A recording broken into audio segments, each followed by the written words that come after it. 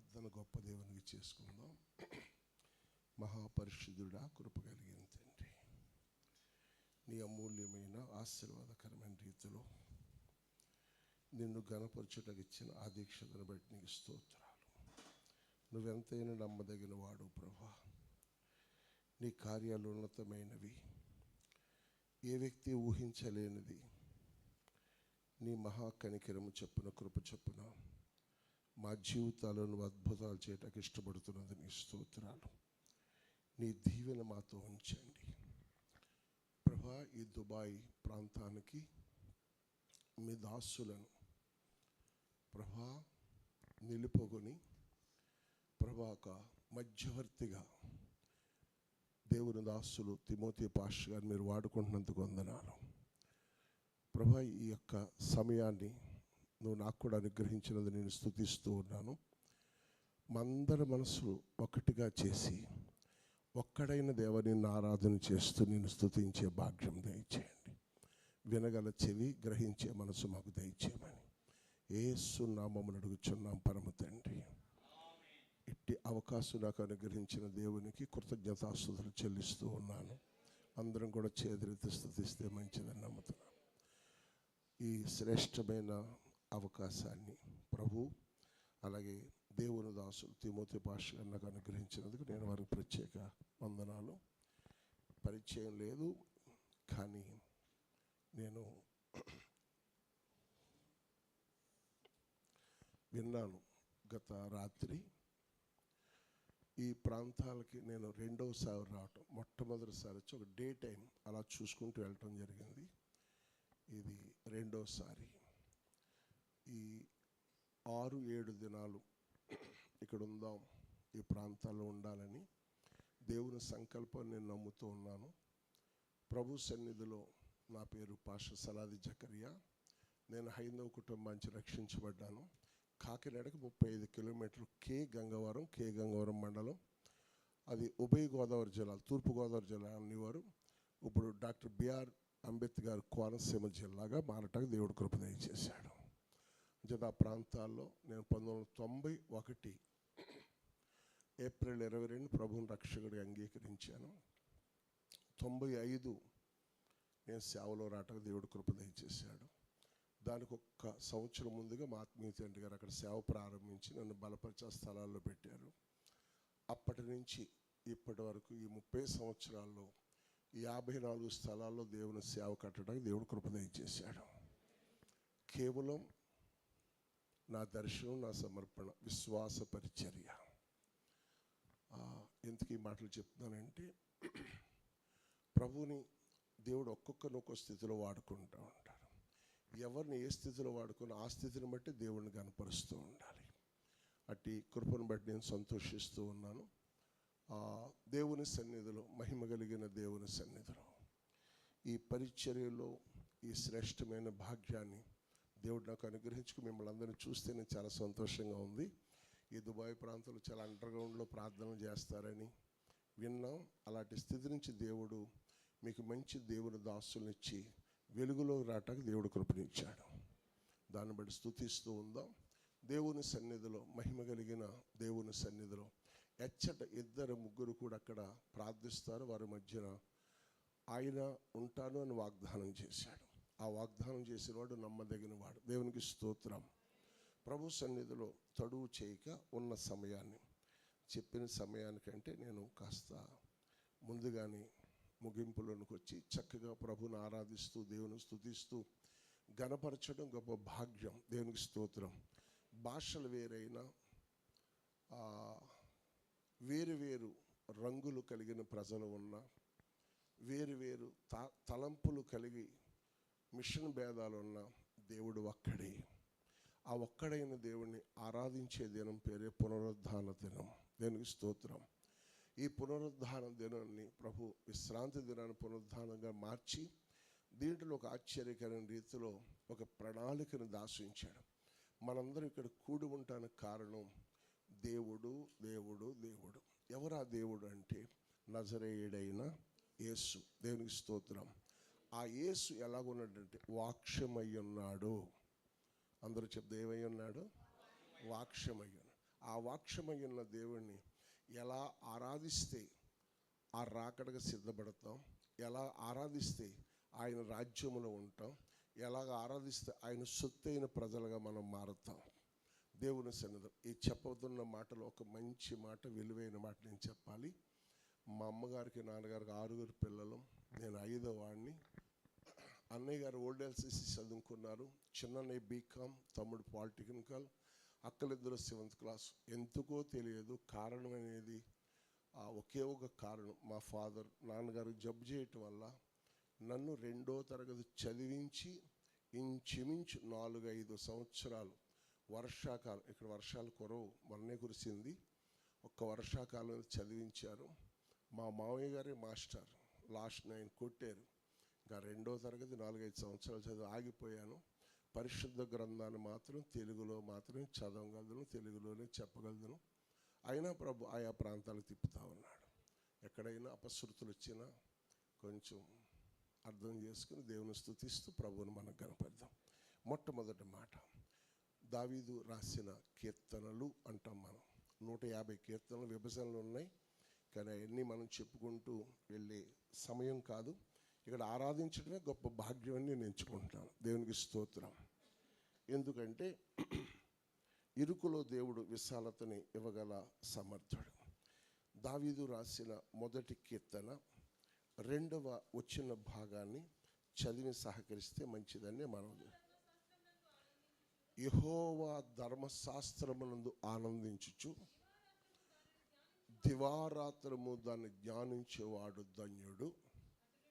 అతడు నీటి కలవల వారన నాటబడినదై ఆకు వాడక తన కాలమందు ఫలమిచ్చే చెట్టు వలె ఉండును. ప్రభువా, నీ వాక్యము ద్వారా మాతో మాట్లాడి మమ్మల్ని బలపరిచి మేము ఆత్మీయ జీవితంలో ఎదిగి ఫలించి అభివృద్ధి పొందిన రాకడకు సిద్ధపడే వ్యక్తులుగా ఉండుటకు ఒక శక్తివంతమైన సాధనలు నిలిపి మమ్మల్ని బలపరిచి నడిపించమని యేసు నామమున అడుగుచున్నాం పరమ తండ్రి.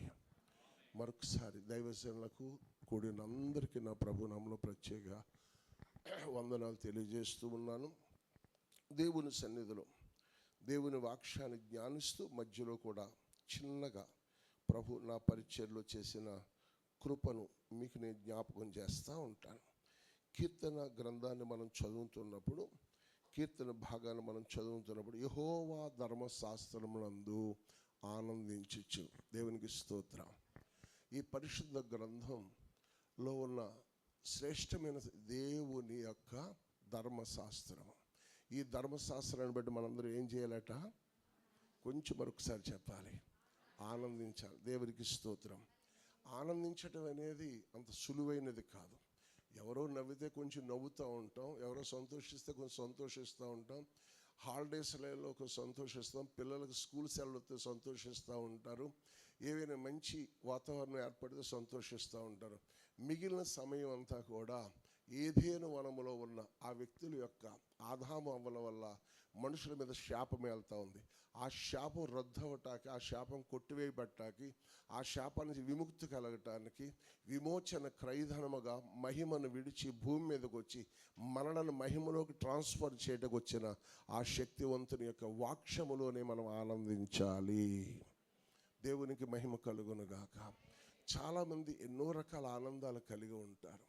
వారి వస్త్రాలను బట్టి ఆనందిస్తూ ఉంటారు, వారు వేసుకున్న పరిస్థితులను బట్టి, వారికి ఉన్న భవనాలను బట్టి ఆనందిస్తూ ఉంటారు.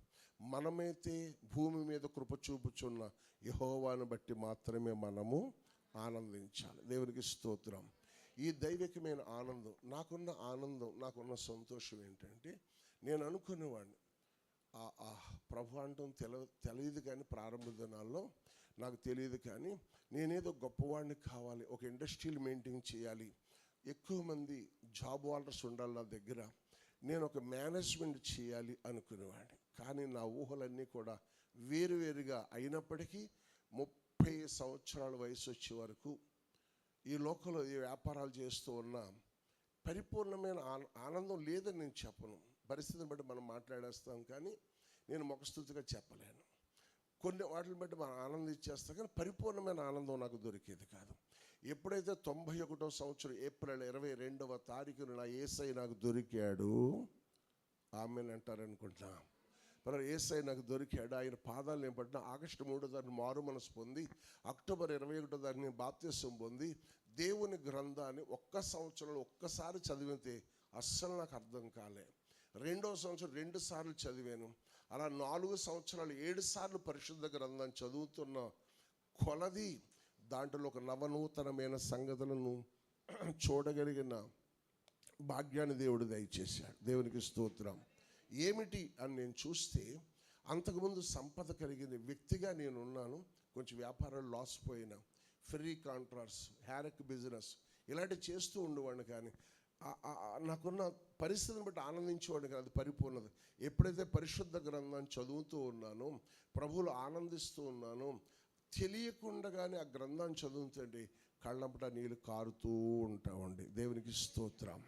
ఎందుకు అంటే పిల్లరా, దేవుని యొక్క వాక్యము మనలో క్రియ చేస్తున్నప్పుడు మనలో ఉన్న రాతి స్వభావాన్ని తొలగిస్తూ ఉంటుంది. అందుకే భక్తులు పాడతారు, బైబుల్ గ్రంథము అందరినీ ఆనందము చేసేడే గ్రంథమేగా, ఆనందము చేసేడే గ్రంథమేగా, అర్థములో కూడా అర్థములన్నీయు భద్రముగా బోధించెనుగా. బైబులు గ్రంథము అందరినీ ఆనందము చేసేడే, ఆనందము చేసేడే. Old is gold.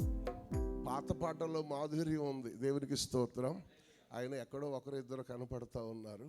ప్రారంభ దినాల్లో సువార్త ప్రకటన, ఈరోజు కూడా వేదికల మీద వేల మంది ప్రజలు వాక్యం చెప్పనని నేను చెప్పను, కానీ నాకు అంత తృప్తి ఏమనిపించదు.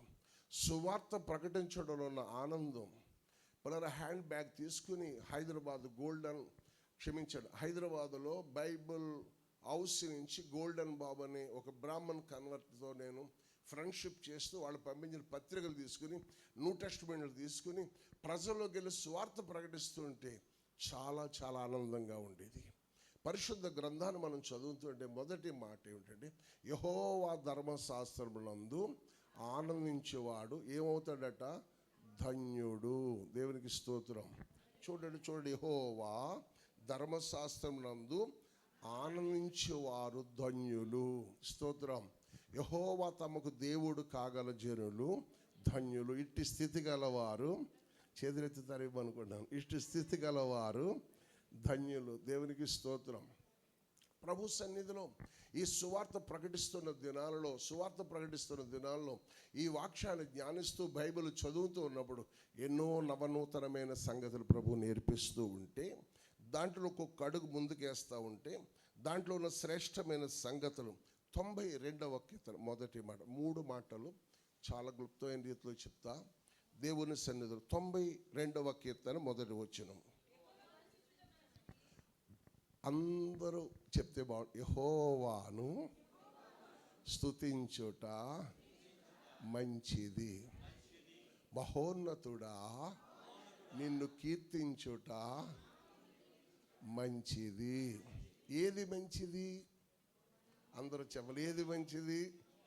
యెహోవాను స్తుతించుట మంచిది. అంటే మన జీవితాల్లో ఒక మంచి జరగాలి, స్తోత్రం, ఒక అద్భుతము జరగాలి, ఒక కార్యము జరగాలి, ప్రభువును మనం చూడాలి, ప్రభు కార్యాలు మనం అనుభవించాలంటే ఆ ధర్మశాస్త్రాన్ని నువ్వు అర్థం చేసుకుని అందులో ఫలింపు అభివృద్ధి కావాలి అంటే, ఆత్మీయ జీవితంలో ఒక వ్యక్తిగా ఒక శక్తిగా మారాలి అంటే, నేను ప్రారంభ దినాల్లో సైకిల్ వేసుకుని సువార్తకి వెళ్తూ ఉన్నాను. మా ప్రాంతాలన్నీ తిరుగుతూ ఏ ఊరు వెళ్తే ఆ ఊరు ప్రభువా రాబోయే దినాల్లో ఇక్కడ ఒక మందిరం కట్టాలి. ఒక్కరు ఇద్దరు అన్నారు, మిగిలిన కూడా అంటే బాగుంటుంది. మరొక ప్రాంతం వెళ్ళి ఈ ప్రాంతంలో నీకు మహిమ కలిగిన మందిరం కట్టాలి. దేవునికి స్తోత్రం. అలాగా ఈరోజు 31 స్థలాల్లో దేవుని మందిరాలు కట్టక దేవుడు కృప దయచేశాడు. దేవుని సన్నిధిలో మనం ఆరాధిస్తున్న దేవుడు ఒక్కడే, స్తోత్రం. అందుకే అపోస్తులైన పౌలు గారు, అపోస్తులుడైన పేతురు గారు చెప్తారు ఏమనంటే, అపోస్తల కార్యాలలో ఆ 10:34 పక్షపాతము లేని దేవుడు. మనం ఆరాధిస్తున్న దేవుడు ఎవరో చెప్పండి? పక్షపాతము లేని దేవుడు.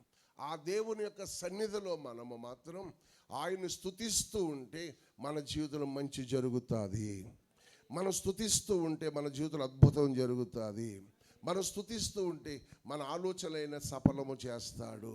మనము మన దేశాలను లేదా మన రాష్ట్రాలను లేదా మీ రాష్ట్రాన్ని, మీ దేశాన్ని, మీ బిడ్డలను విడిచి లేదా మీ కుటుంబ సభ్యులను విడిచి ఏదో ఒక కారణం చేత ఇక్కడికి వచ్చి ఏదో ఒక ఆలోచనలో ప్రార్థిస్తూ ఉన్నారు. దైవజనులు అన్నారు, తిమోతేయ గారు పలానా అంశం ఉంది, ప్రార్థన చేయండి, బిడ్డ పెళ్లి చేయాలనుకుంటున్నాం, ఇల్లు కట్టుకోవాలనుకుంటున్నాం, ప్రార్థన చేయండి అని అడిగినప్పుడు ఆ ఆలోచన సఫలమైనప్పుడు తల్లి నీ మనస్సులో ఎలాగుంటుంది, నాయన గారి నీ మనస్సులో ఎలాగుంటుంది? సంతోషం.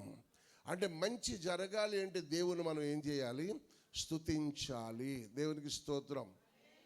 దేవుని స్తుతి నా స్థితిని మారుస్తూ, అందరూ చెప్పండి, స్తుతి నా స్థితిని మారుస్తుంది. దేవుని సన్నిధిలో సైకిల్ మీద వెళ్ళి నేను సువార్త ప్రకటిస్తున్న దినాలు, కొన్ని దినాల పైగా ఒక బజాజ్ స్కూటర్ తీసుకున్నాం. మందిరం కడతాం, రెండో మందిరం కడతాం. ఫస్ట్ మందిరం ఒక దుబ్బుగడ్డి సాల్లో చేసాం 39 అడుగులతో. ప్రభువుని అడిగి రెండో మందిరం కట్టినప్పుడు 33 వెడల్పుతో గ్రౌండ్ ఫ్లోర్లో నేను, ఫస్ట్ ఫ్లోర్లో దేవుని ఆరాధన, సెకండ్ ఫ్లోర్లో గెస్ట్ రూమ్. దేవుని ఆరాధన చేస్తూ ప్రభువును స్తుతిస్తూ ఉన్నప్పుడు ప్రజలందరూ అనుకునేవారు, అయ్యి బాబోయ్ వీళ్ళ దేవుడు ఎంత గొప్పవాడో. నేనేం చేస్తున్నాను, ఎక్కడికి వెళ్ళా ఈ స్థలంలో దేవుని మందిరం కట్టాలి, ఈ ఊర్లో సువార్త ప్రకటించాలి, ఇక్కడ మందిరం కట్టాలి. అలా నేను ప్రయత్నం చేస్తూ ప్రార్థన చేస్తూ సువార్త ప్రకటిస్తుంటే ఒక వాహనాన్ని, సైకిల్ వాహనంలోకి వచ్చింది. పిల్లరా దేవుని మందిరం కడుతున్నప్పుడు స్లాబ్ దగ్గరికి వచ్చేటప్పటికి నా దగ్గర అమౌంట్ లేదు. నాకున్న బలహీనత, ఎవరిని అడగటం అలవాటు లేదు. నాకు అన్న అలవాటు 3 రోజులు 7 రోజులు ఇంకా ఎక్కువ ఇంకా తక్కువ గదిలోకి వెళ్ళి ప్రార్థన చేయటం. స్తోత్రం. ఆ అభ్యాసంలో ప్రభు అన్నాడు, నీకున్న మోటార్ సైకిల్ అమ్మే స్లాబ్ వేసుకో. ప్రభు వచ్చి మనతో చెప్పడు, ప్రభు వచ్చి మనతో ప్రేరేపణ, దర్శనం, ప్రవక్తల నుంచి మాట్లాడటం. దేవుని సన్నిధిలో ఆశ్చర్యం. ఆ ప్రేరణ బట్టి ఆ మోటార్ సైకిల్ని నమ్మేసి స్లాబ్ వేయటకు దేవుడు కృప దయచేశాడు. ప్రభు సన్నిధిలో నేను ఎప్పుడైతే అది అమ్మానో, నా ప్రభు మందిర నిర్మాణం కొరకు నాకున్న యావదాస్తిని అమ్మేసాను, బైక్ని మోటార్ సైకిల్ అమ్మేసాను.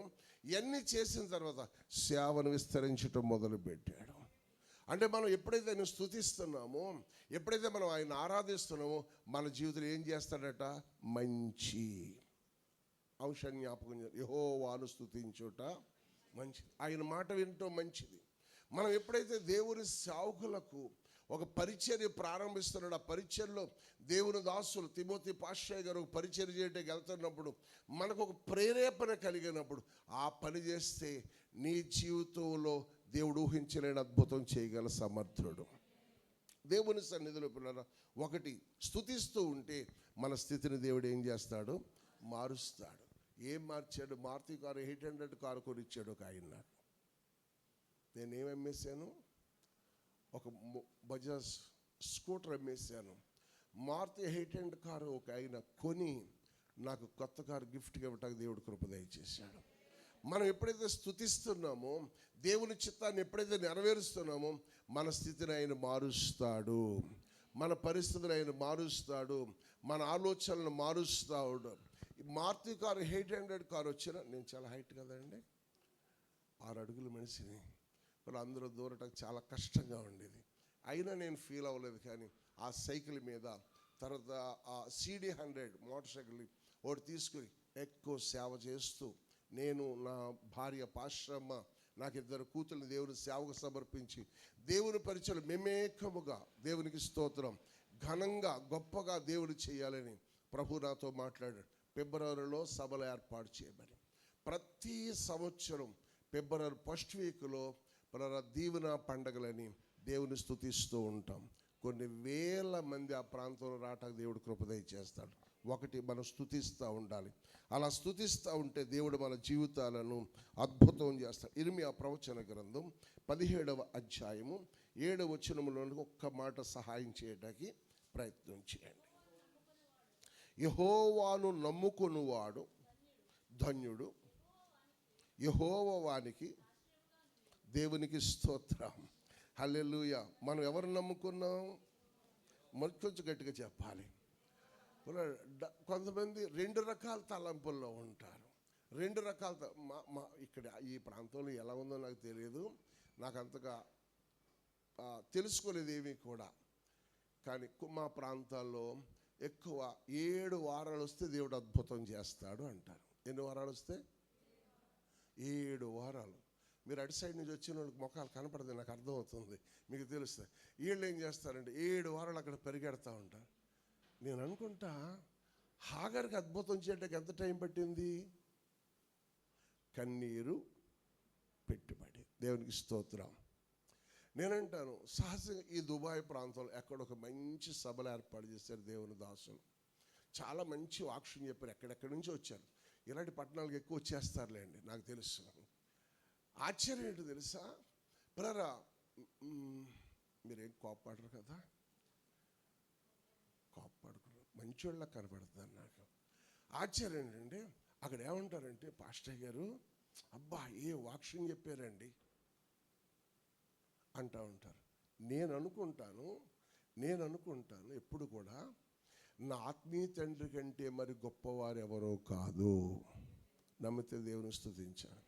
నా ఆత్మీయ తండ్రి నా బలహీనతల్లో, నా శ్రమలలో, నా అవమానాల్లో, నా వేదనలో, నా ఆలోచన కొరకు కన్నీరు పెట్టుబడి పెట్టి అవసరత ఉపవాసాలుండి ప్రార్థన చేయబెట్టి ఈరోజు దేవుడు నన్ను ఈ స్థితికి తీసుకొచ్చాడు. నమ్మిన వారు దేవుని స్తుతిస్తూ ఉండాలి. ఆశ్చర్యకరమైన విషయం ఏంటో తెలుసా, దేవుని దాసులు వచ్చి మంచి వాక్యం దుబాయ్ పట్టణంలో చెప్పవచ్చు, దాన్ని బట్టి మనం స్తుతించవచ్చు, దైవజనులతో కలిసి ప్రయాణం చేయవచ్చు. కానీ నాకు తెలుస్తున్నది, ప్రభు నేర్పించింది, నా ఆత్మీయ తండ్రి కంటే మరి గొప్పవారు ఎవరో కాదు. వారు గొప్పవారిని ఎంచండి, కానీ నా ఆత్మీయ తండ్రి తర్వాత మాత్రమే. ఎప్పుడైతే అలా ఉన్నావో నీ స్థితిని, నీ పరిస్థితిని మార్చి దేవుడు అద్భుతం చేస్తాడు. ఆ మాట చదువుతారు ఒక్కసారి. ఇర్మియా ప్రవచన గ్రంథం. యెహోవాను నమ్ముకొనువాడు ధన్యుడు, యెహోవా వానికి ఆశ్రయముగా ఉండును. దేవుని సన్నిధిలో నేను నమ్మిన దేవుడు నమ్మదగినవాడు. ఆయన స్తుతిస్తూ ఉంటే, ఆయన ఆరాధన చేస్తూ ఉంటే, ఆయన ధర్మశాస్త్రం ఆనందిస్తూ ఉంటే, నా జీవితాలు ఊహించలేని రీతిలో దేవుడు అద్భుతం చేస్తాడు. నీవు ఏ ఉద్యోగంలో ఉన్నావో, ఏ పరిచర్లో ఉన్నావో, తల్లి నాయన గారు, అక్కడి నుంచి దేవుడు విస్తరింప చేయాలి అంటే, నీ ఆలోచన సఫలము చేయాలి అంటే, నీ ఉద్దేశం సఫలము చేయాలంటే, మొట్టమొదట యెహోవా ధర్మశాస్త్రమునందే మనము ఆనందించాలి. మన సహవాసాన్ని దైవజనులను బట్టి సహవాసాలు మరింత జాగ్రత్త కలిగి ఆనందిస్తూ ఉండాలి. అలా ఉండి మనము నిత్యము ఆయన స్తుతిస్తూ ఉండాలి. ఎప్పుడు ఆయన స్తుతించటం వల్ల మనకి ఏం జరుగుతుందట? మంచి జరుగుతుంది, మేలు జరుగుతుంది, అద్భుతం జరగటానికి దేవుడు కృప దయచేస్తున్నాడు. అటువంటి కృప కొరకు ఎక్కడో 7 వారాలు ఎక్కడో మరొక చోట కాకుండా, మనం ఎక్కడైతే ఒక హాల్ తీసుకుని ప్రార్థిస్తున్నామో, పిల్లరా రాబోయే దినాల హాల్ ఓనుగా మారాలని మనం చేతులెత్తాలి. భయపడుతున్నారా? అద్భుతాలు చేయగల దేవుడు, అద్భుతాలు 1984 నవంబర్ 4వ తారీఖున నా స్వగ్రామాన్ని విడిచి, కోళ్ళమల్లవరం అనే గ్రామాన్ని విడిచి గంగవరం ఇప్పుడు నివాసం చేస్తున్న ప్రాంతానికి జీవనోపాధి కొరకు 25 రూపాయలు, ఇప్పుడు ఇక్కడ ఉన్న కరెన్సీ 22 రూపాయలు ఎంతోలా ఉంది, ఎయిర్పోర్ట్లో మా వాళ్ళు తీసుకున్నారు.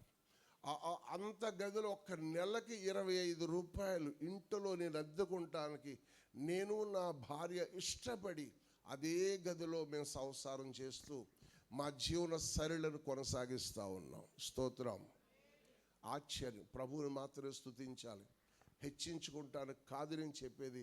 నా ప్రభువు ఆయన్ని ధర్మశాస్త్రం ఆనందించి ఆయన స్తుతిస్తున్న వారి స్థితిని ఎలా మారుస్తారంటే, ఈరోజు దేవుడు నాకు ఇచ్చిన మందిరం 165 అడుగులు పొడవు, దానికి 15 అడుగులు వెనకాల, అంటే ఇంచుమించు 180 అడుగుల దూరంలో నేనుండే రూమ్ ఉంటుంది. పాశ్రమ గారు, నా కూతురు, వాళ్ళ పిల్లలు ఉండేది అక్కడ ఉంటారు. చాలాసార్లు అన్నారు, అయ్యా మీ కొరకు మేము రావటం చాలా ఇబ్బంది అవుతుంది, అంత దూరాన్ని ఉంటున్నారు మీరంటే. నేను మన ఇంట్లోనే కదా ఉంటున్నాను. మందిరం హానుకున్న రూము నుంచి 180 అడుగులు పొడవు, నేనున్న గది 25 రూపాయలు. ఆ స్థితిలో ఉన్నప్పుడు ప్రభు పాదాల దగ్గర రావటం దేవుడు కృప దయచేశాడు. ఈరోజు నా స్థితిని, నా పరిస్థితిని మార్చడానికి కారణం అంటే యెహోవా ధర్మశాస్త్రం నేను ఆనందిస్తూ ఉన్నాను. చాలా వరకు మనం ఏం చేస్తున్నామంటే ఈ ఆదివారం నాడు ఉపవాస ప్రార్థన రోజుని కలుస్తూ ఉన్నాం, లేదా జూమ్ యాప్లో కలుస్తూ ఉన్నాం. మిగిలిన టైం మనం మర్చిపోతూ ఉన్నాం.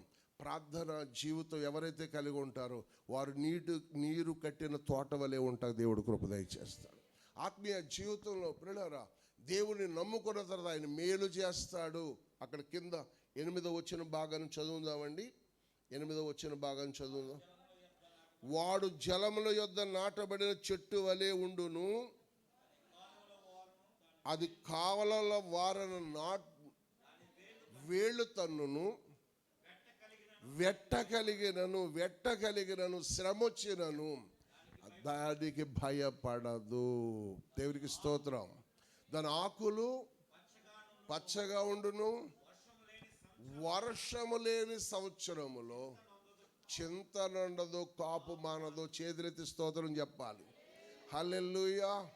మన ఆత్మీయ జీవితం ఎందుకో తెలుసా? 1, దేవుని ధర్మశాస్త్రములను ఆనందిస్తూ ఉండాలి.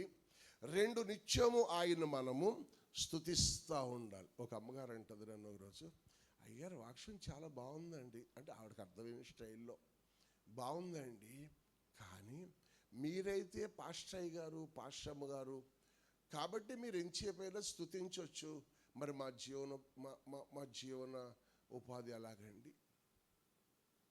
మేము ఇప్పుడు అలా స్తుతించటం అంటే, అందుకే బైబిల్ చాలా చక్కగా రాశాడు. ఉదయమున, మధ్యాహ్నమున, రాత్రి, సాయంకాలం. దావీదు ఎన్ని మార్లు దేవునితో సహవాసం కలిగి ఉన్నాడు? ఒక్కసారి చేతులెత్తి స్తోత్రం చెప్పండి. హల్లెలూయా. రోజుకి 10 సార్లు అంటే 7 మార్లు స్తుతులు చెల్లిస్తూ ఉన్నాడు, 3 మార్లు ప్రార్థిస్తాడు. యూదుల క్రమములో ఉన్న ప్రత్యేకత అది. దేవునికి స్తోత్రం. క్రైస్తత్వం నేను మాత్రం అప్పుడప్పుడు అనుకుంటాను, నేను వెళ్ళిపోయాక మీరు ఏమనుకున్నా పర్లే, ప్రారంభ దినాల్లో ఉన్న ప్రార్థన ఈవేళ తక్కువ. అబద్ధం చెప్తాను, నేను చెప్తాను, నాకు తెలియదు, మిగిలిన వాళ్ళు గొడవ నాకు తెలియదు. నా సువార్త ప్రారంభ దినాల్లో, ప్రభుని రక్షకుడిగా అంగీకరించిన దినాల్లో, సేవా మందిరాలు కడుతున్న దినాల్లో, పరిచర్లు పరుగులు పెట్టిన దినాల్లో గంటలు, పూటలు, రోజులు, వారాలు, సంవత్సరములో ఇంచుమించు 40 days గదిలోంచి బయటికి కనపడక, ఎవరికి మాట్లాడక, 2-3 రోజుల తర్వాత ఒక్కొక్కసారి బయటకు వచ్చి కాస్త స్నానం చేసి అలా గదిలో ఉంటూ కంపొచ్చేమో అనుకుంటారేమో, ఏమో తెలియదు. మూఢభక్తి అనుకుంటారేమో తెలియదు. ప్రభువుని గణపరిచిన దినాలు. ఈరోజు రాత్రి 1:30కి రూమ్కి వెళ్ళాం, పడుకున్న మళ్ళీ పొద్దున్నే లేచి గవ్వ మళ్ళీ ఎక్కడికో కిందకి అన్నారు, పైకి అన్నారు. ఏందండి బైబిల్ చదువుకోకుండా ప్రార్థన చేయకుండా తొందరలో ఏంటి అంటే, అయ్యా మరి వెళ్ళాలి కదా మనం అన్నారు. నిజమే, కానీ ఆ ప్రారంభ దినాల్లో ఉన్న ఆ అనుభూతి బండ మీద బుద్ధిమంతుని పోలిన కట్టిన పునాదులు లాంటి గృహాలు. ఈరోజు అంతా ఒక విధమైన స్పీడ్ ప్రపంచం అయిపోయింది. సమయాన్ని ఇవ్వాల్సినంత సమయం లేకపోతున్నాం. స్తోత్రం. మా ప్రాంతంలో కారుకి నెంబర్లు ఏంటంటే 4 ఉంటాయి. మోటార్ సైకిల్కి ఏంటి, కారుకి ఏంటి నెంబర్లు.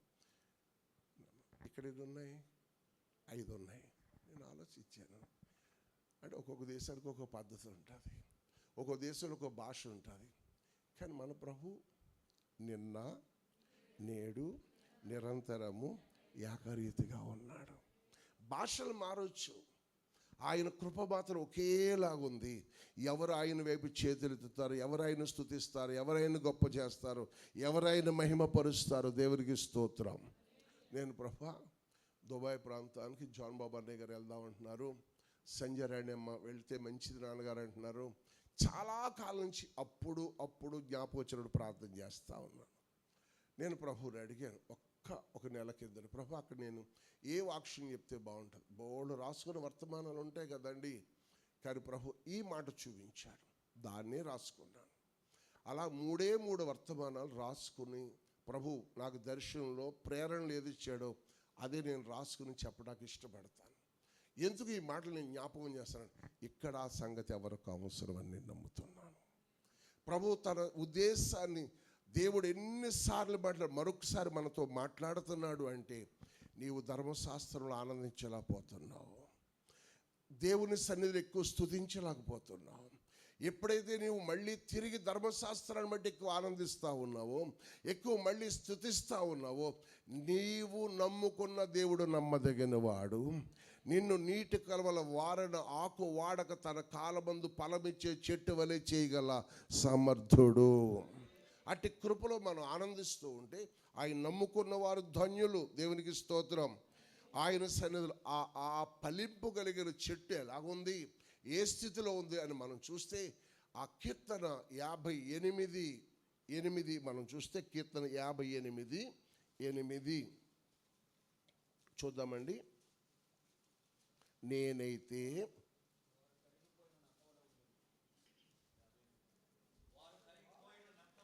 క్షమించండి. దేవునికి మహిమ కలుగును గాక. హల్లెలూయా. నేనైతే నా దేవుని మందిరములో 52:8 అండి. చిన్న విషయం నేను చెప్పాలి అమ్మగారు, చిన్న మాట. నేను కళ్ళులో పొరలు కట్టినాయి అని ఒక 2-3 సంవత్సరాల నుంచి డాక్టర్స్ అంటున్నారు.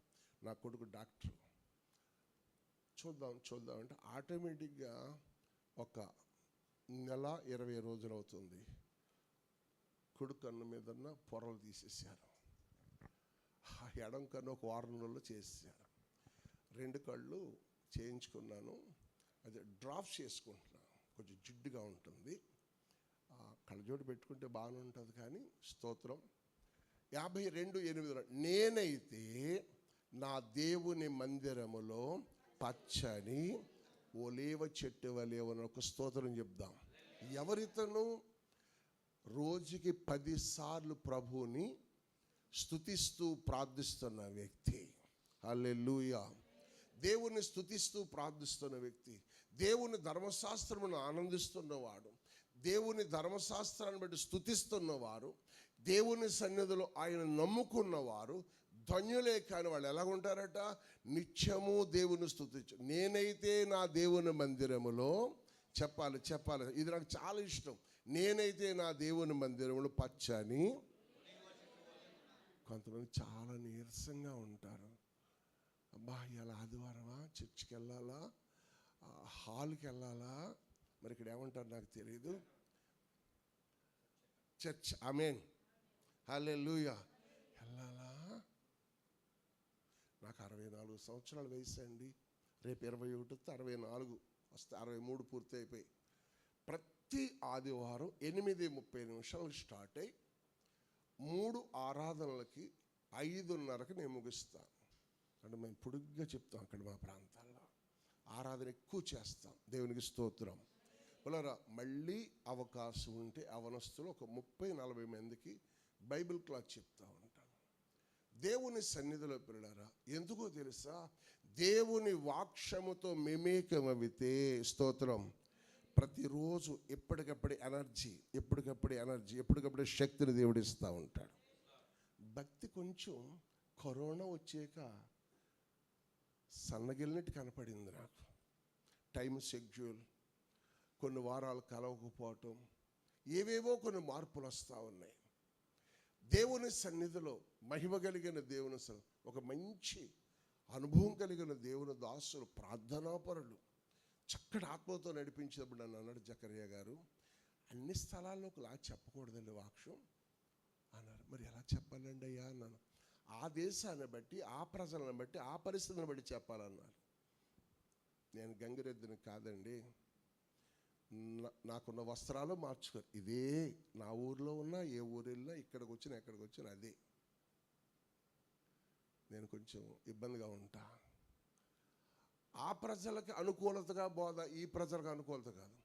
దేవుని వాక్యాన్ని బోధిస్తున్నప్పుడు క్రియ చేసేది పరిశుద్ధాత్ముడు. హల్లెలూయా. దేవుని సన్నిధిలో పిల్లరా, దేవుని వాక్యం చెప్తూ ఎన్నో సంగతులు బయటికి చెప్తూ ఉంటారు, ఏదేదో చెప్తూ ఉంటారు. వారికి నేను ప్రత్యేక వందనాలు. కానీ నాకున్న ఆశ ఏంటంటే, వాక్యమే నిన్ను బ్రతికించాను, అదే నా బాధలో నెమ్మది కలిగి. నీ వాక్యమే నన్ను బ్రతికించే. 119వ కీర్తన 176 వచన భాగాలలో ఒక ప్రత్యేకమైన 50 వచనంలో దావీదు ద్వారా దేవుడు 22 విభాగాలుగా చేసిన ఒక ప్రత్యేక కారణం ఉంది. దాన్ని మనం అనుభవించాలి. అదే ఆత్మీయ జీవితంలో మనల్ని గొప్పవారినిగా చేసేది. అదే మన ఆత్మీయ జీవితంలో ఉన్నత స్థితిలో నడిపించేది. దావీదు 7 మార్లు స్తుతిస్తున్నాడు, 3 మార్లు ప్రార్థిస్తున్నాడు. కుటుంబాల్లో ప్రతికూలత లేదా? మామయ్య వల్ల ప్రతికూలత లేదా? కొడుకు వల్ల ప్రతికూలత లేదా? భార్య వల్ల ఇబ్బంది లేదా? తనతో ఉన్న సైన్యాధిపతి వల్ల ఇబ్బంది లేదా? ఇన్ని ఉన్న స్తుతించటం వల్లే ఈరోజు దావీదు పట్టణం అని పిలువబడతా ఉంది. దావీదు సింహాసనాన్ని ఏలేవాడు యుగయుగాలు. దావీదు సింహాసనాన్ని ఏలేవాడు ఆయనే పుట్టుకొస్తున్నాడు అని చెప్పాడు. దేవునికి స్తోత్రం. దేవుని సన్నిధిలో మహిమ కలిగిన దేవుని సన్నిధిలో మన ఆత్మీయ జీవితాల్లో నేను మీకు జ్ఞాపకం చేస్తున్న ఒకే ఒక విషయం, మీరు మీ కుటుంబానికి ఒక దీపంగా మారాలి. దేవుడు లోకానికి ఏమై ఉన్నాడు? కొంచెం గట్టిగా చెప్దాం. గట్టిగా కానీ చెప్పకూడదంటే సైలెంట్గా చెప్పండి. ఇక్కడ వాతావరణం బట్టి దేవుని సన్నిధిలో దేవుడు లోకానికి ఏమై ఉన్నాడు? రక్షించబడిన మనం మన ఇంటి వారికి ఏమై ఉండాలి? దీపమై ఉండాలి. రైట్, తప్పే కదా. మనం ఫ్లోలో చెప్పుకెళ్తూ ఉంటాం. దీపం. దావీదు ఇశ్రాయేలుకి ఎలాంటి వాడిగా మారాడు? దీపం వంటి వాడిగా మారాడు. ఏ కుటుంబములో ప్రార్థన జ్యోతి వెలుగుతుందో, ప్రార్థన అనుభూతి కలిగిన ఆ తల్లి ఆ ఇంటికి వెలుగు. మీరు ఇంతవరకు చేసిన ప్రార్థనే మీ జీవితంలో ఎన్నో కార్యాలు చేసింది. మరికొన్ని గొప్ప కార్యాలు చేయటానికి దేవుడు మనల్ని రేపుతున్నాడు. మన దేవుని ఆత్మచేత రేపుతా ఉన్నాడు. దేవుని ధర్మశాస్త్రమందు ఆనందిస్తూ దివారాత్రులు దాన్ని జ్ఞానించి స్తుతిస్తూ ఉంటే, దావీదు 7 మార్లు స్తుతులు చెల్లిస్తూ 3 మార్లు ప్రార్థన చేస్తున్న దావీదు ఎలా ఉన్నాడు? దేవుని మందిరంలో పచ్చని ఒలీవ చెట్టు వలె ఉన్నాడు. నేనంటున్నాను, భూమి మీద నువ్వు ఆశీర్వదించబడాలి, పరలోకములో కూడా ఆశీర్వదించబడాలి. కొంతమంది ఎన్ని సంవత్సరాలు దేవుని మందిరానికి వచ్చినా మామూలుగానే ఉంటారు. పాస్టర్ గారండి, కొంచెం అప్పులు ఎక్కువగా ఉన్నాయి, ప్రార్థన చేయండి. పాస్టర్ గారు లేవని నేను చెప్పను. నా ప్రియ తల్లి, నీవు మారాలి అంటే నీ స్థితి మారాలి. నువ్వు మారాలి అంటే దేవుని దాసులతో పిల్లరా ఒక అంటు కట్టబడిన అనుభవంలోకి వస్తే, నీ ఇంటి వారికి నువ్వు ఒక దీపంగా మారితే, నీ కుటుంబాన్ని, నీ వ్యక్తిగత జీవితంలో దేవుడు అద్భుతాలు చేసి నిన్ను నీ కుటుంబానికి మంచి చేస్తాడు, ధన్యురాలుగా చేస్తాడు. నువ్వైతే ఎలాగుంటావు? నాయన గారిని మీరైతే ఎలాగుంటారు? పచ్చని ఒలీవ చెట్టు వలె ఉంటుంది. ఆ చెట్టు మీద చాలా పక్షులు విశ్రాంతి తీసుకుంటాయి. బాటసార్లు విశ్రాంతి తీసుకుంటూ ఉంటారు. మనము మన ప్రాంతాలకి, ఈ దుబాయ్ ప్రాంతంలో, ఈ మందిరములో దేవుని దాసులకు తోడుగా ఉండే వ్యక్తిగా మారాలి. పరిచర్యలో ఒక అనుభూతులు కలిగిన వ్యక్తిగా ఉండాలి. పరిచయం ఇంకా ముందుకు నడిపించడానికి ఎలాగ నేను కష్టపడాలని ఆలోచన కలిగి నిత్యము స్తుతిస్తే మీరు కూడా పచ్చని ఒలీవ చెట్టు వలె మారుదురుగాక. 2వ మాటలు ఒక్క మాట జ్ఞాపకం చేస్తాను. 92వ కీర్తన 12వ వచన భాగంలోకి వెళ్ళి మనం చూడటానికి ఇష్టపడదాం. నీతిమంతులు ఖర్జూర వృక్షము వలె మొవ్వు వేయుదురు. దేవునికి మహిమ కలుగును గాక. ఒలీవ చెట్టు రెండవది మనం చూసినట్లయితే, ఖర్జూరం అంటే ఇక్కడ బాగా ఫేమస్ ఏమో, ఇటు నుంచి కొంతమంది వస్తూ ఉంటారు. నేను యెరూషలేము వెళ్తే, నేను అప్పుడు యెరూషలేము వెళ్ళి ఏసన్న గారు నన్ను దగ్గర కూర్చోబెట్టిన ప్రారంభ దినాల్లో, అన్నా నువ్వు యెరూషలేము వెళ్తా వస్తూ ఉండు అన్నారు. మరి ఆ దాసుడు నోట్ల నుంచి వచ్చిన పలికిన మాట కొద్దిసార్లు నేను వెళ్ళి రావటానికి దేవుడు కృప దయచేశాడు. దేవుని సన్నిధిలో ఆశ్చర్యకరమైన విషయం ఏంటంటే, మనం అక్కడికి వెళ్తే ఎక్కువ ఫేమస్ ఏంటంటే ఆ ఖర్జూరం తెచ్చుకుంటూ ఉంటాం. నన్ను అన్నారు ఒక ఆయన, దుబాయ్లో ఫేమస్ మీకు తెలుసా అన్నాడు. నాకు తెలియదు అన్నాను. బంగారం అండి అన్నాడు. ఓహో అలాగా అండి, నేను కొంచెం డబ్బులు ఇస్తాను తెచ్చి పెడతారా అన్నాడు.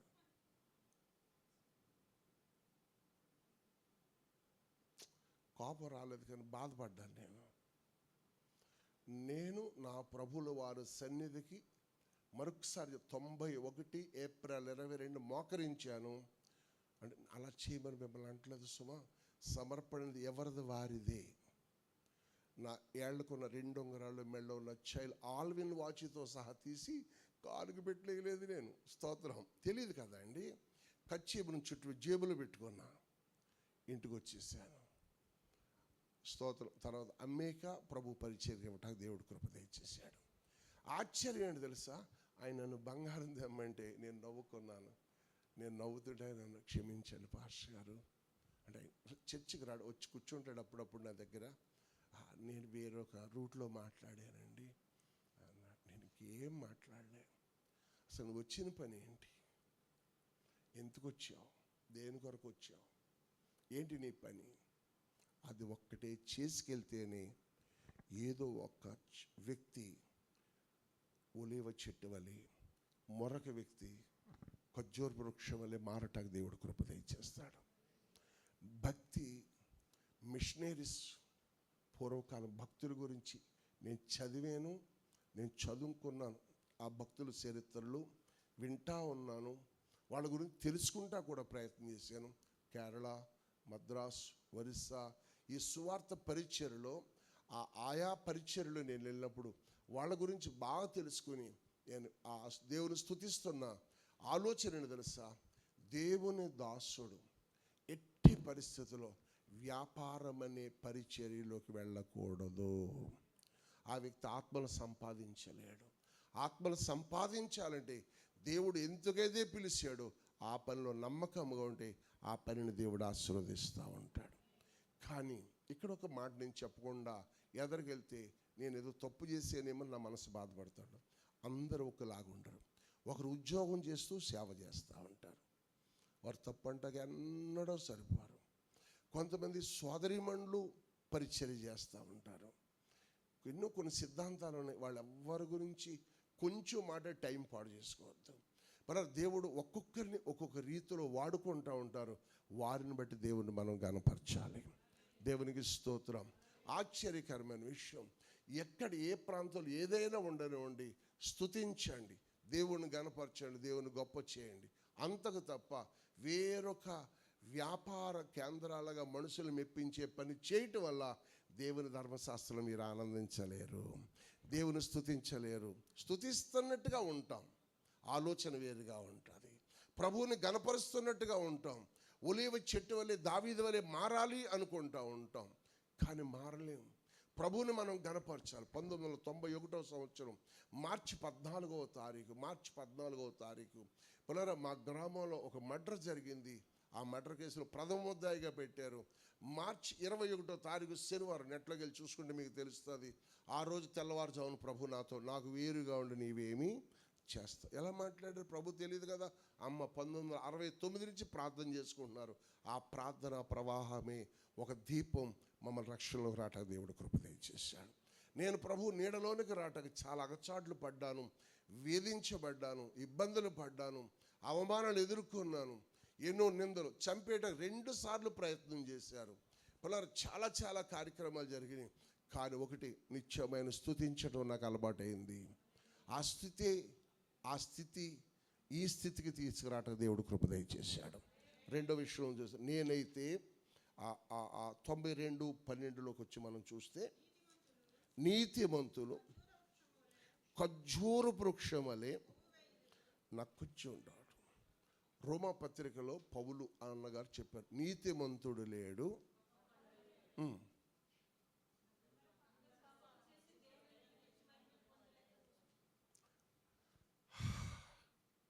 ఇప్పుడు మనం ఎవరు? పాపులు. ఇంకా పాపులుగానే ఉన్నామా? ఆ స్థితి నుంచి బయటకు వచ్చామా? దేవుని సముఖ జీవ కవలిలో దేవుని సముఖ జీవ కవలిలో నీ పేరున్నదా, నా పేరున్నదా.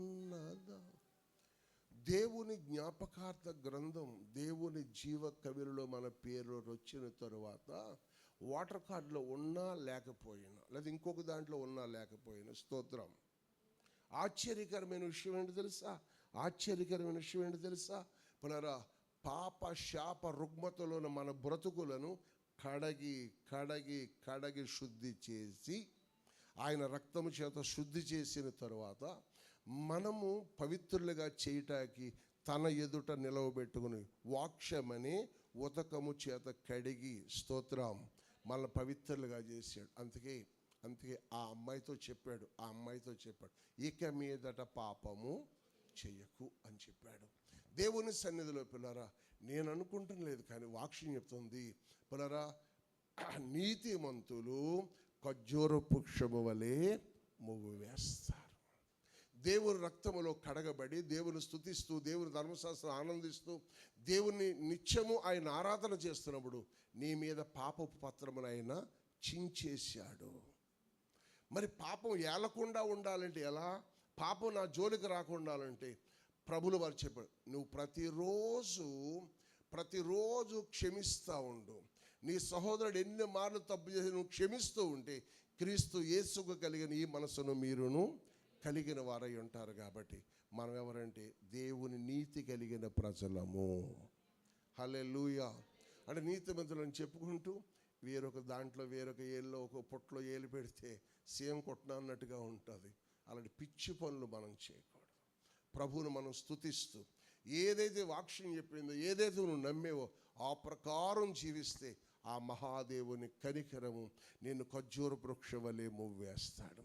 నీతిమంతులు ఖర్జూర వృక్షం వలె మువ్వు ఎదురు, లెబానోను దేవదారు వృక్షము వలె. దేవునికి స్తోత్రం. ఆ కుటుంబాలు దేవుడు చేస్తాడట, ఆశీర్వదిస్తూ ఉంటాడు. యాకోబు ఒక దర్శనం కలిగిన వ్యక్తి. దేవునికి స్తోత్రం. యాకోబు ఒక దర్శనం కలిగిన ఒక వ్యక్తి. అబ్రహాము దర్శనం, ఇస్సాకు దర్శనం, యాకోబు ఆ 12 మంది పిల్లలను కలిసి ఆ 49వ అధ్యాయంలో, నాయనలారా రండిరా, అంత్యకాలంలో జరగబోయే సంభవాలని మీకు నేను తెలియపరుస్తాను. జాతకాలు చెప్తా అన్నాడు. చిలక జాతకం ఏ జాతకం తెలియదు మనకి. వాళ్ళందరూ అంటున్నారు, డాడీ ఏదో చేస్తాడు, ఆస్తులు పంచుతాడు ఏదో అంటున్నారు. బెన్యామీను మొదలుకొని యూదా వరకు ఆ ముగ్గురిని సెపరేట్ చేశాడు. ఏం చేశాడండి? ఎందుకు చేశాడు? కారణం అంటే వాళ్ళ మీద శాపము ఏలతా ఉంది. అక్కడి నుంచి 4వ వ్యక్తి యోధా. స్తోత్రం. 4వ వ్యక్తి చెప్పండి, యోధా. దేవుని సన్నిధిలో ఆ యేసుక్రీస్తు ప్రభువులు రావటానికి ఒక ద్వారంగా మారటానికి దేవుడు కృప దయచేశాడు. అసలు ఆయన ఎక్కడి నుంచి రావాలంటే లేవి గోత్రం నుంచి రావాలి. కానీ లేవి ఏం చేశాడు? తన సోదరి నిమిత్తం నరహంతకుడుగా మార్చబడ్డారు. మన జీవితాల్లో మనము నీతిమంతులం కాదు, నరహంతకులమే. కానీ యేసుక్రీస్తు ప్రభువారు ఆ పత్రాన్ని ఏం చేశాడు? ఆయన చించి పునరాయన రక్తము చేత మనలను కడిగి మన మీద ఆయన చేతులుంచి, మీరు నా స్వరూపములోకి మారాలి, నేనేమో మహిమలోంచి పరిశుద్ధతలోంచి వచ్చి పాపిగా మార్చబడినట్టుగా కనబడతాను, పాపులైన మీరు పరిశుద్ధులుగా మార్చబడాలి. అందుకే నేను వచ్చాను. దేవునికి స్తోత్రం. 2 విషయంలోకి వచ్చి మనం చూస్తుంటే, నీతిమంతులు ఎలాగుంటారట? ఖర్జూర వృక్షము వలె మోవేస్తారు. మీరు మీ కుటుంబాలు దినదిన క్షేమాభివృద్ధి చెందాలి, ఒక ఆశీర్వాద పదములోనికి రావాలి. నేను ఇంచుమించు 1996వ సంవత్సరంలో 250 రూపాయల కొరకు 5గురు దగ్గరికి వెళ్ళాను. మా ఊర్లో 5గురు దగ్గరికి వెళ్ళాను. కానీ ఎవరు ఇవ్వలేదు, వాళ్ళకి పరిస్థితులు అనుకూలపరచలేదు. మరి ఒక్క 1000 రూపాయల కొరకు ఒక మామయ్య దగ్గరికి వెళ్ళాను. అంటే మా అమ్మగారు తమ్ముడు, మా మేనమామ దగ్గరికి వెళ్ళాను. నువ్వు ఎలా తీరుస్తావురా అన్నాడు. తీరుస్తాను మామయ్య అన్నాను. తీర్చలేవురా, వ్యాపారం ఎక్కడికి వెళ్ళి నష్టపోయావు అన్నిట్లో పిల్లల్ని పెళ్లి చేస్తాం అనుకున్నాం, పిల్లల్ని ఇవ్వబుద్ధి లేదు, ఇంకొకరు ఇచ్చేసాం. వ్యాపారంలో నష్టపోయావు ప్రారంభ దినాల్లోనండి. అప్పుడు ఇదిగో సమస్యల్లోకి వచ్చి పడ్డావు. ఇక్కడ మర్డర్ కేసులు అంటున్నావు. నచ్చల, వెళ్ళిపో, ఏమనుకోకరు, వెళ్ళిపో అన్నాడు. సరే వచ్చేసాను. నేను అనుకుంటాను ఈరోజు ఈ ఘనత, మహిమ, ప్రభావం ఎవరికి చెందకుండా ఉండటం కొరకు అందరి యొక్క మనసులో కఠినం చేయబడ్డాయి. ఆ అందరి సహకరించకపోవటం వల్ల నేను ఆయన స్తుతిస్తూ ఉన్నాను, ఆయన గణపరుస్తూ ఉన్నాను. నాతో నా భార్య ప్రార్థన చేస్తూ ఉంది, వెనకాల ఇంకొక ఊర్లో ఉండి నా తల్లి ప్రార్థన చేస్తూ ఉంది. ఆ ప్రార్థన ప్రతిఫలముగా ఈరోజు ఒక అద్భుతమైన వృక్షంగా మారటానికి కొన్ని వందల మంది ప్రతి ఆదివారం ఆరాధనకు రావటానికి స్తోత్రం. ప్రభు పరిశుద్ధ బల్లనాడు 1000, 1200, 1500 మంది వచ్చి ప్రభు బల్లలో పాలు పంచుకుని దేవుని స్తుతించడానికి. ఫిబ్రవరి మాసంలో ప్రతిరోజు పగలు రాత్రి ఇంచుమించు ఒక 5000 మందికి భోజనాలు పెడుతూ, టిఫిన్లు పెడుతూ, దేవుని స్తుతిస్తూ 4 దినాలు దీవెన పండగలనే సభలు జరగటానికి దేవుడు కృప దయచేస్తూ ఉన్నాడు. ఇవన్నీ ఎక్కడి అంటే నీతిమంతులు ఖర్జూర వృక్షం వలె మనందరం అలాగ మారుదుముగాక. 3వ మాట జ్ఞాపకం చేసి ముగిస్తున్నాను. 92వ కీర్తన 13వ వచనం. యెహోవా మందిరములో నాటబడిన వాడై మన దేవుని ఆవరణములో దేవునికి స్తోత్రం. నాటబడిన అనుభవంలోకి వస్తే, నేనైతే నా దేవుని మందిలో పచ్చని ఒలీవ చెట్టు వలె ఉన్నాను అన్నాడు. 2వ మాటలోకి వచ్చారు, నీతిమంతులు ఖర్జూర వృక్షం వలె మువ్వు వేస్తారు అని ప్రభు వాక్యం వినబడుతుంది. అక్కడే ఆ జాబితా కలిగిన ప్రజలైన మనమందరమును కూడా స్తోత్రం. ఆనాడు భక్తుల గురించి చెప్తే ఈనాడున్న సంఘం ఎలా మారిపోవాలట, ముసలతనమందు ఇంకా సారము కలిగి. ఆమెను చెప్పాలి ఇప్పటి నుంచి. ఇంతవరకు చెప్పిన ఆమెనేరు. మనం అంటాం, అయ్యా కొంతమంది చూస్తుంటే మా ప్రాంతంలో 50 సంవత్సరాలండి కాళ్ళు పట్టేస్తున్నాయండి అంచేత పైకి ఎక్కలేకపోతున్నాడు చర్చిలోకి, లిఫ్ట్ ఎప్పుడు పెడతారు ఏంటోనండి అంచేత వాళ్ళు అలాగ అంటారని, ఆ తెలివైన అమాయకులు అలాగంటారు. ముందే నేను ఒక ర్యాంప్ లాంటి సిద్ధపరిచాను, కారే పైకి పోద్ది ఫస్ట్ ఫ్లోర్కి, దేవుని దాసులు వస్తే అక్కడ దించేసి వెనక్కి వచ్చేస్తూ ఉంటుంది. ప్రజలు దాంట్లోంచి అలా వెనకాల నుంచి లిఫ్ట్ ప్లాన్లో ఉన్నాం. దేవునికి స్తోత్రం. దేవుని సన్నిధిలో ఆశ్చర్యం ఏంటంటే, మనము చాలామంది అనుకుంటాడు మనమే బలహీనత తెచ్చుకుంటాం. ఇంకా ఏమీ లేకుండా నాకు చాలా నీరసంగా ఉందండి, మీరు ఇలా ఆదివారం మీరు వెళ్ళొచ్చేయండి, వచ్చేవారం నేను వస్తాను, లేదా నైట్ ఆరాధనకు వస్తూ ఉంటాను, లేదా లైవ్లో చూస్తూ ఉంటానండి అని ఇలాగ అనుకుని తృప్తి పడిపోతున్నాం మనం. నేను అంటాను అలా కాదు. నా దేవుని సన్నిధిలో ఒక్క దినము గడుపుట 1000 దినముల కంటే శ్రేష్టం. భక్తిహీనులు గుడారంలో నివసించుట కంటే నా దేవుని దూరము ఎదుట మనం గడపాలి. దేవునికి స్తోత్రం. దేవుని సన్నిధిలో గడపాలి, దేవునితో సహవాసం చేయాలి. ప్రభువును మనం స్తుతిస్తూ ఉంటే ప్రభువు నామాన్ని హెచ్చిస్తూ ఉండాలి. స్తోత్రం. ఈ లైవ్ నేను చూడొద్దని చెప్తాను. నేను కూడా లిటిల్ ఫ్లాక్ మినిస్ట్రీ ఆ కే గంగవరం దీవెన గ్రౌండ్ అంటే ఆ ఛానల్ ఓపెన్ అవుతూ ఉంటుంది. అందులో చాలామంది చూస్తూ ఉంటారు. చాలామంది అంటే ఎక్కువ ఏం కాదండి, 30 మందో 25 మంది 50 మందో చూస్తూ ఉంటారు. సాయంకాలం 500, 1000 యూస్ వస్తూ ఉంటే ఆశ్చర్యకరమైన విషయం ఏంటంటే, ఎవరు వాళ్ళంటే దేవుణ్ణి నమ్ముకుని దేవుని మందిరం రాకుండా ఉండేవారు కరెక్ట్ కాదు. మనము దేవుని సన్నిధిలో ఉండాలి. నిత్యము దేవుని సన్నిధిలో మనము పచ్చని ఒలీవ చెట్టు వలె ఉండాలి. యెహోవా ధర్మశాస్త్రం మనందరం ఏం చేస్తున్నప్పుడు చెప్పండి, ఆనందిస్తూ ఉండాలి. ఎప్పుడైతే ఆనందిస్తామో మనలో ఉన్న బలహీనతలు తొలగిపోతూ ఉంటాయి, మనలో ఉన్న అనాలోచనలు దూరం అవుతూ ఉంటాయి. రిఫ్రెష్ అవటానికి ఒక ప్రశాంతమైన వాతావరణం దేవుడు ఏర్పాటు చేస్తూ ఉంటారు. ప్రభువును మనం స్తుతిస్తూ ఉంటాం. దేవునికి స్తోత్రం. ప్రభువును మనం గొప్ప చేస్తూ ఉన్నట్లయితే ముసలతనం అనగా వయసు పెరుగుతూ ఉన్నప్పటికీ కూడా, దినాలు గడుస్తూ ఉన్నప్పుడు కూడా, ప్రారంభ దినాల్లో ఉన్న ఆసక్తి ప్రజలలో కొన్ని స్థలాలు తగ్గిపోతూ ఉంటుంది. నేనంటాను, ప్రారంభ దినాల్లో ఉన్న ఆసక్తి కంటే ముగింపు మరింత శ్రేష్టముగా ఉండాలి. పెద్ద ఆయన చెప్పాడు, ముగింపు ఎలా ఉండాలంటే బిగింపుగా ఉండాలన్నాడు. అంటే నడుము బిగించుకోవాలా ఏంటంటే, అవును మరింత స్థిరమైన మనస్సు కలిగి ఉండాలి. దేవునికి స్తోత్రం. లౌకిక లోక సంబంధమైన విషయాల వైపు చూడకూడదు. నాకు తెలుసున్న అనుభవం, ప్రభు నాకు నేర్పించింది, పరిశుద్ధ గ్రంథం ఆలోచిస్తూ ఉన్నప్పుడు నీతిమంతుడు విశ్వాస మూలముగా జీవించును.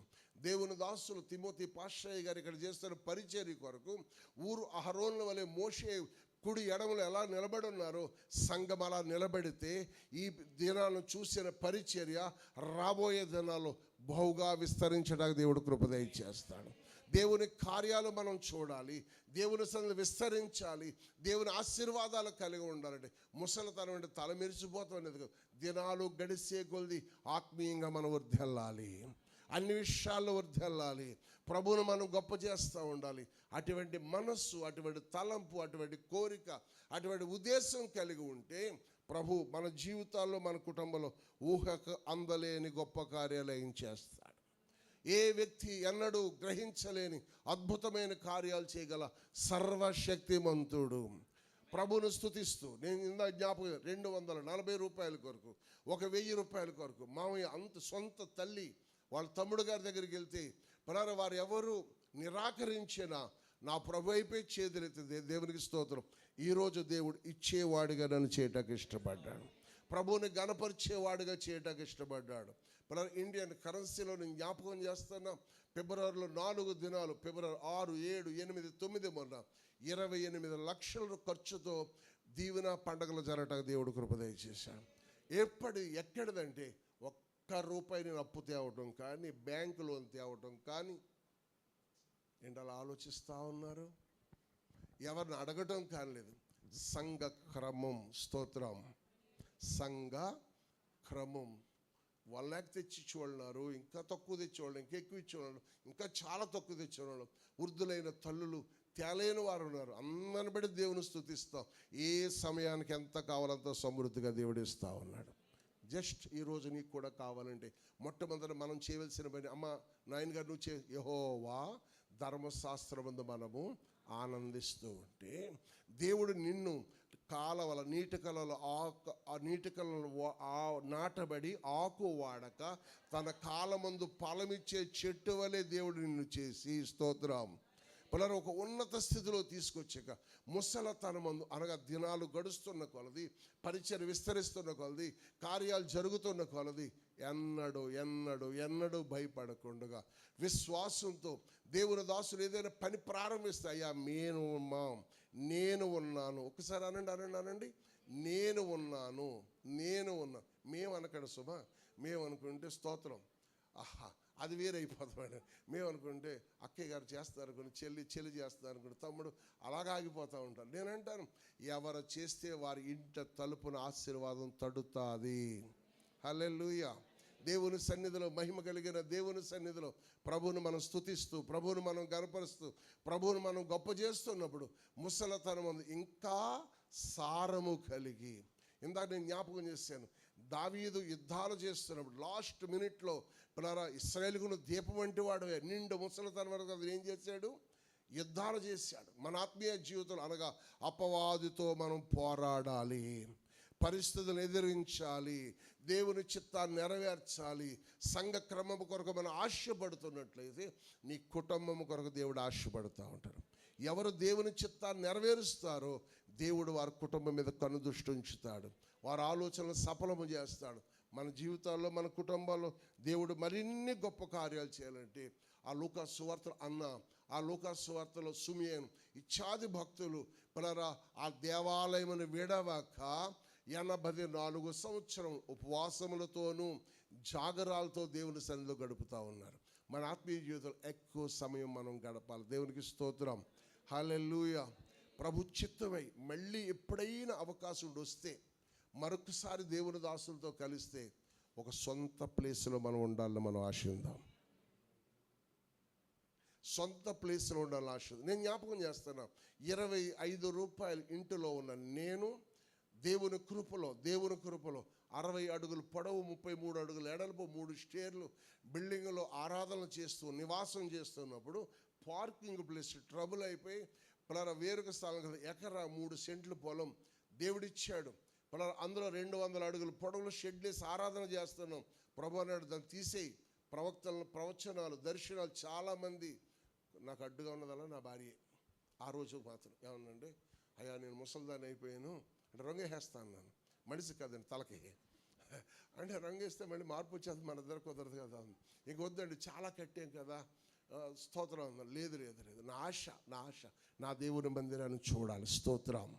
దేవుని సన్నిధిలో 165 అడుగులు పొడవు, 50 అడుగులు వెడల్పు, ground floor, first floor, second floor, balcony పెట్టి, ఆ తర్వాత ఏదో సోలార్ సిస్టానికి ఇవన్నీ ఏర్పాటు చేయటానికి ఏ వ్యక్తి వైపు చూడకుండా ప్రార్థన ప్రార్థన ప్రార్థన ప్రార్థన స్తుతిస్తూ ఉన్నాం. దేవుడు దాన్ని ముసలితనం ముందు క్రమపరుస్తూ వర్ధిల్లుతున్నాడు. ముసలితనం అంటే శరీర సంబంధం ముసలితనం, ఆత్మీయ జీవితంలో ముసలితనం అనగా సారము కలిగి, అంటే వయస్సు పెరిగే కొలది, దినాలు పెరిగే కొలది శారీరక ముసలితనం కావచ్చు, ఆత్మీయ వయస్సులో ఎక్స్పీరియన్స్ కావచ్చు. కానీ ఏదోలా కాకుండా సంఘంలో మనం ఎలాగుండాలి? క్షేమాభివృద్ధి చెందాలి. ఆ 92వ కీర్తన 13వ వచన భాగంలో వారు ముసలతనమందు 15వ వచనానికి వచ్చేద్దామా. వారు ముసలతనమందు ఇంకా చిగురు పట్టుచు, దేవునికి స్తోత్రం. ఈ ఒక్క మాట చెప్పి నేను ప్రార్థనలోకి వచ్చేస్తాను. ఇంకా సిగురు పట్టుచు. హల్లెలూయా. సిగురు పడతాడు, వర్ధిల్లుట. సిగురు పడతామంటే వర్ధిల్లుట. దేవునికి స్తోత్రం. మరి మీకు మన ప్రాంతానికి వచ్చిన వాళ్ళకి తెలుస్తుంది, పొలం వరిసేను కోసేసిన తర్వాత నాం పంట వస్తుంది. మీరు ఎవరికైనా తెలుసో తెలియదో నాకు తెలియదు. ఆ నాం పంట చిన్న ఎన్నెలు వేస్తుంది. కొంతమంది తెలియక వదిలేసేవారు పశువులకి. మాకైతే మా పొలంలో రైతు అవన్నీ కోసి బస్తాల ధాన్యం చేసుకుని ఇంట్లో వేసుకునేవాడు. నేనంటాను, పిల్లల లాస్ట్ స్థితిలో కూడా దేవుడు నిన్ను ఆశీర్వదించడానికి ఏదో ఒక రూట్ ఏర్పాటు చేస్తూ ఉంటాడు. ఆత్మీయ జీవితంలో ముసలితనం మందు ఏమి లేదనుకుంటాము, సిగురు పట్టే భాగ్యాన్ని దేవుడు ఇస్తాడు. మోడు బారిపోయిన అనుకుంటా, నా పరిస్థితి బాగలేదు అనుకుంటాం, నా పరిస్థితి ఇంతే అనుకుంటాం. ఆ మాట అనకుండా నా దేవుడు నా పట్ల ఒక గొప్ప ప్రణాళిక కలిగి ఉన్నాడు. ఈ రోజు నుంచి నేను దేవుని ధర్మశాస్త్రాన్ని బట్టి నేను ఆనందిస్తూ ఉంటాను. ఇదిగో ఈ దేవుని ధర్మశాస్త్రాన్ని బట్టి నేను ఆనందిస్తూ ఉంటాను. ఈ పరిశుద్ధ గ్రంథాన్ని బట్టి నేను ఆనందిస్తూ ఉంటాను. నా ప్రభువు నా కుటుంబంలో లోటు తీర్చునుగాక. నమ్ముతున్నవారు అలాగే కళ్ళు మూసుకుని పరిశుద్ధ గ్రంథాన్ని అవకాశం ఉంటే, ఇబ్బంది లేకపోతే అలా చేతితో పట్టుకుని అడగండి. దేవుని ధర్మశాస్త్రమునందు నేను ఆనందిస్తాను. దేవుని వాక్యం ఏదైతే చెప్తుందో ఆ ప్రకారంగా నేను చేస్తాను. దావీదు మహారాజు భక్తుడు పిల్లల దేవుని చిత్తాన్ని నెరవేర్చడానికి ఆకు వాడక తన కాలమందు ఫలమిచ్చే చెట్టు వలె ఉండటానికి కారణం, పచ్చని ఒలివ చెట్టు వలె ఉండటానికి కారణం, ఖర్జూరపు చెట్టు వలె ఉండటానికి కారణం, ముసలితనం ఇంకా సారము కలిగి ఉండటానికి బలమైన కారణం దేవుని ధర్మశాస్త్రమును ఆనందిస్తూ నిత్యము స్తుతిస్తూ ఉన్నాడు. తల్లి, నాయన గారు, మీరు కూడా ఇంతవరకు మీ జీవితాలు ఏదైతే ఆటంకాలు ఉన్నాయో, ఏ ఇబ్బందులు ఉన్నాయో, ఏ ప్రతికూలతలు ఉన్నాయో, దేవుని గ్రంథాన్ని పట్టుకుని, దేవుని గ్రంథం అనే ధర్మశాస్త్రాన్ని పట్టుకుని ఆ ధర్మ విధులను మీరు నెరవేరుస్తూ ప్రభుతో గడుపుతూ, ప్రభుతో స్తుతిస్తూ, ప్రభువుని ఆరాధిస్తూ మీరున్న స్థలములో ఆయన వైపు మనస్సు నిబ్బరం చేసుకుని ప్రార్థన చేస్తూ అనగా నిత్యము స్తుతిస్తే, ధర్మశాస్త్రాన్ని ధ్యానిస్తూ ఉంటే, ఆ సంగతులను మీరు నెరవేరుస్తూ ఉంటే మీ జీవితంలో, నా జీవితంలో దేవుడు అద్భుతాలు చేయడానికి ఇష్టపడుతున్నాడు. గొప్ప కార్యాలు చేయడానికి ఇష్టపడుతున్నాడు. యోబు గ్రంథం 8వ అధ్యాయంలో ప్రభు చెప్తున్నాడు, నీ స్థితి మొదటి కొద్దిగా ఉండినను తుదకు మహా అభివృద్ధి కలిగే భాగ్యాన్ని ఇస్తాడు. ఆ మహా అభివృద్ధి నీకు కావటానికి ప్రభువు నిన్ను ఈ స్థలాన్ని తీసుకొచ్చాడు. దేవుని దాసులు నిలబెట్టి అద్భుతమైన రీతిలో నిన్ను నడిపిస్తూ ఉన్నాడు. దేవుని దాసులతో మోషేతో ఊరు అహరోన్లు ఎలాగున్నారు, నీవు కూడా అలాగుంటే దేవుడు నిన్ను క్షేమాభివృద్ధి కలిగిస్తాడు. ముసలితనమందు ఇంకా సారముగా ఉండి పచ్చగా ఉండటానికి, సిగురు పట్టడానికి ప్రభు నీ కృప దయచేసి, నీ ఆలోచన స్థిరపరిచి, నిన్ను హెచ్చించి, ఆయన నామ ఘనత కొరకు నిన్ను నీ ప్రాంతంలో, నీ వీధిలో, నీ పట్టణంలో, నీ గ్రామంలో తలగా చేయటానికి ఇష్టపడతారు. దేవుని వైపు, దేవుని ధర్మ విధులను మర్చిపోయే జ్ఞాపకం చేసుకోండి. నీ తీర్మానాలు ఏమైనా మర్చిపోయి జ్ఞాపకం చేసుకొని ప్రభుని స్తుతిస్తూ ఉండండి. నీ స్థితిని దేవుడు మార్చేస్తాడు. నీ ఆలోచనలు మార్చి నిన్ను కొండ మీద పట్టణము బుద్ధిమంతుని పోలిన గృహముగా చేస్తాడు. దేవుని యొక్క సన్నిధి ఆయన వెలుగై ఉంటే నీవు నీ ఇంటి వారికి వెలుగుగా మారితే నీ ఇంటి వారందరూ రక్షించబడే భాగ్యం ఇస్తాడు. అట్టి కృప ఈ 2024 ఈ 8వ మాసం లాస్ట్ పునరుద్ధాన దినమున నీ జీవితంలో మన జీవితంలో నెరవేరునుగాక. ఆయన సన్నిధి తోడుగా వచ్చునుగాక. ఆయన సన్నిధిలో మరింత దీవెనగా ఉండి దేవుని ధర్మశాస్త్రమును ఆనందించి దేవుని స్తుతించి నిత్య ఆశీర్వాదాల కారణంగా మారి ఆయన నామాన్ని ఘనపరచుటకు కృప తోడయుండునుగాక. ఈ అవకాశం ఇచ్చిన దేవుని దాసులకు ప్రభునామమున మనకు సర్వవందనాలు తెలియజేస్తున్నాం. మీ అందరికీ వందనాలు. మీకు అవకాశం ఉంటే ఎప్పుడైనా ఒకసారి మీ ప్రార్థనలో నన్ను కొరకు నా పరిచయం కొరకు జ్ఞాపకం చేసుకోమని సెలవు తీసుకుంటాను.